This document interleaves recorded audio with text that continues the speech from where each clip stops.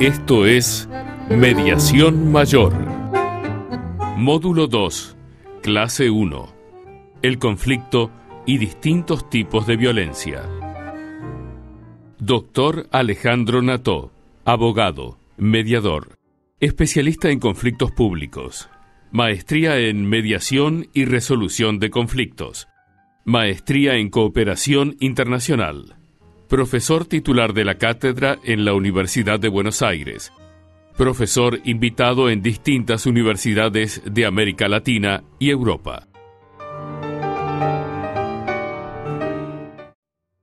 Vamos a ver dentro de los procesos colaborativos, los procesos multipartes, todo lo que tiene que ver con la gestión constructiva de conflictos y las condiciones que dan posibilidad a un conflicto. En principio podríamos decir que hay muchas vertientes dentro de la conflictología en la cual se podrían caracterizar la existencia de determinado tipo de conflictos y sus motivaciones. Lo cierto es que para poder empezar a pensar al menos en esto, deberíamos tener en cuenta qué significa, qué existe, qué significa detrás de un conflicto, qué es lo que hay detrás de un conflicto. Y lo que hay detrás de un conflicto no es otra cosa que un sinnúmero de posibilidades que abren canal a cierto tipo de fricción o de tensión entre determinado tipo de actores. Dentro de ellos podríamos empezar hablando de la violencia, que los que estamos en el campo de la gestión constructiva de conflictos trabajamos no para que no exista el conflicto, sino para que no haya violencia dentro de los conflictos. Conflictos pueden ser buenos o malos, positivos, negativos.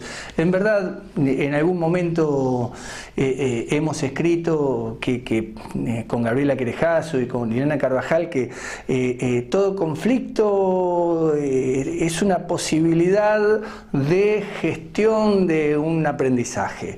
Es una oportunidad para el aprendizaje, pero la realidad es que es muy difícil poder caracterizar a aquellos que opinan que la conflictividad social o que la conflictividad es positiva, cuando en verdad la conflictividad trae sufrimiento, trae dolor y a veces trae muertes.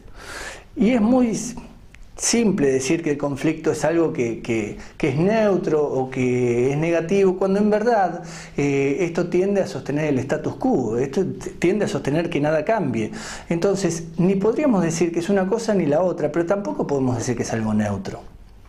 El conflicto nos trae como motor de cambio un sinnúmero de posibilidades y dentro de ellas tenemos que ver cuáles son las causas que le dan vida, y en ese sentido vuelvo a la violencia. La violencia, en algún momento, y Galtung la pensó como la violencia directa, que es la que se expone, es la que se ve, pero debajo de la violencia directa están aquellos factores que son los que no se ven, como ser la violencia estructural y la violencia cultural. Eso que no se ve, a mi modo de ver, siempre es visible, porque las violencias se dan, especialmente en sociedades como la de Latinoamérica, en situaciones de relación y concatenamiento. Se dan concatenadas, se dan en conjunto. Pensar que hay una violencia directa, que es la que se ve, y las otras que no se ven, si bien dentro del marco académico puede ser viable, cuando se dan las violencias se dan todas juntas, existen, son causa-fuente las violencias estructurales y las violencias culturales de la otra violencia que emerge. Esto es lo mismo que piensa Lederach en cuanto a la posibilidad. Jean Paul Lederach es un autor que piensa la conflictividad desde los conflictos sociales, que él dice que hay un episodio que es lo que emerge, que es lo que se ve, y un epicentro que es lo que está debajo y lo que no se ve. Él pone el ejemplo de un arbolito. Dice, el árbol es lo que vemos y lo que está abajo, que es la raíz, que es lo que no vemos, que son las relaciones interpersonales, que es donde está la identidad, donde está la cultura, está por debajo del árbol. Y cuando quieren trabajar el conflicto, trabajan lo que se ve, el árbol. Lo mismo volviendo a Galtung. Cuando queremos ver el conflicto, lo tenemos dentro de lo que es la violencia directa, cuando tenemos violencia explícita. Y la realidad es que no solo hay violencia estructural, violencia cultural, violencia directa, y que todas están en movimiento y en permanente acción e interacción, sino que también está la violencia institucional. Y vemos muchas veces que hay un sinnúmero de conflictos porque hay discriminación por ventanilla, hay lugares donde uno pretende hacer valer sus derechos y no tiene ese lugar efectivo, por más que ese lugar esté promovido como para hacer valer esos derechos. Hay fricciones y tensiones que surgen a partir de las relaciones humanas, en donde se invisibiliza al otro, no se le da el lugar que verdaderamente tiene, no se le da respeto, no se le da reconocimiento. Hay en algún sentido una especie de eutanasia cultural, y esto existe dentro de las relaciones sociales. También hay desigualdad, y no es menor que haya desigualdad. A todo esto, el exalcalde de Medellín, Fajardo, tenía algo que era muy gráfico en cuanto a la posibilidad de entender la relación entre la violencia y la desigualdad social. Y él decía que veamos dos arbolitos con una raíz en común que los sostiene estos arbolitos.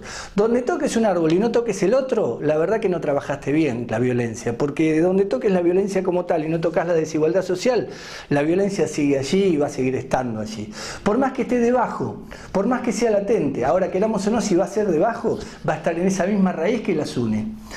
Entonces, si queremos pensar qué es lo que le da vida a los conflictos, no solo es lo que vemos que le está dando vida a los conflictos, sino también lo que no vemos es la base estructural del conflicto. Son las causas raigales que le dan vida a ese conflicto.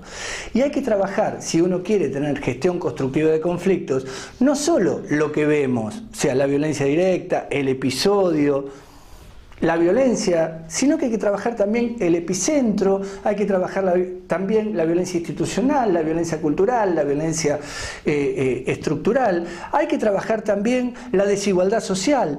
Entonces, hablar de gestión constructiva de conflictos en una sociedad que tiene un consumismo muy grande, juegan mucho las ambigüedades dentro de lo que puede llegar a ser el escenario donde se plantean los conflictos, esto es, muchas verdades al mismo tiempo, juegan también las ambivalencias, que son muchos valores al mismo tiempo, juegan también la incertidumbre, juega la complejidad, y juega la complejidad de lo global dentro de lo local. Hoy en día, si pensamos lo que es la situación de la conflictividad como tal, pensamos que las ciudades se despliegan por un lado hacia afuera, abren sus puertas hacia afuera, mientras que su gente se repliega hacia su cultura, sus costumbres, y faltan muchos pliegues, faltan muchos intersticios, faltan muchos lugares comunes. Pensar la gestión constructiva de conflictos es pensarlo desde ese lugar intermedio, que lo podríamos llamar así, porque le abre la puerta tanto a una práctica social, como puede llegar a ser el subsistema social que existía antes, que ahí entra también la familia, entra también las organizaciones, entra también la comunidad, y le abre la puerta también a las relaciones intervinculares personales que cada uno va teniendo con el otro. Entonces, para poder ver cuáles son las condiciones que dan vida a la conflictividad, tenemos que entender también cuál es la relación que existe entre los sistemas de coexistencia y los sistemas de convivencia. Pensar que haya compartimentos estancos dentro de la coexistencia como tal, y que esos compartimentos estancos puedan ser con una base cultural muy fuerte, como puede ser tus identidades. Si bien tenemos identidades múltiples, hay algunas identidades muy puntuales que son las que aseguran a las personas en su respectivo lugar como espacio referencial, histórico, identitario. Y esas identidades están en juego también en el conflicto. Entonces, si no buscamos esos lugares intermedios, si no buscamos esos lugares comunes, si no generamos esos pliegues, si no damos capacidades a sectores que puedan llegar a ser interconectores en esos vínculos agrietados, en esas relaciones sociales compartimentadas que generen espacios de convivencia a su vez, estamos teniendo cierto grado de omisión o cierto grado también de desidia para con lo que son hoy las nuevas realidades sociales que nos están pidiendo generar espacios abiertos que nos permita interconectar, dar la posibilidad de encauzar el conflicto para que no llegue a una derivancia, a un derivado que pueda llegar a ser violento. Esto fue Mediación Mayor, un espacio abierto para las entidades de bien público. Visite nuestro sitio www.mediacionmayor.com.ar.